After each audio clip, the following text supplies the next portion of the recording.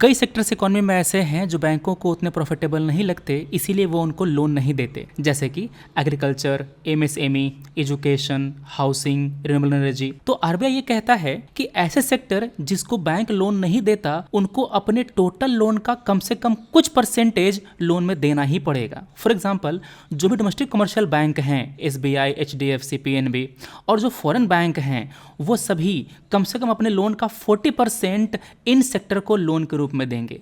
In sector को हम कहते हैं प्रायोरिटी सेक्टर, और इस रूल को कहते हैं प्रायोरिटी सेक्टर लेंडिंग। ये रूल एस्टेब्लिश किया गया 1970s में, फाइनेंशियल इंक्लूजन को प्रमोट करता है। तो जिस तरह से ये बैंकों पर रखा गया, वैसे ही जो आरआरबीज हैं उनका टारगेट है कि आपको 75% लोन देना है इन सेक्टर को।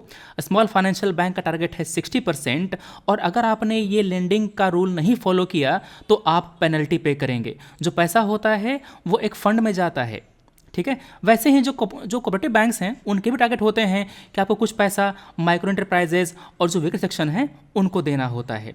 ये जो रूल होता है एप्लीकेबल होता है कमर्शियल बैंक पे। कमर्शियल बैंक में आते हैं RRBs, small financial bank, universal bank, local area bank, ये सब।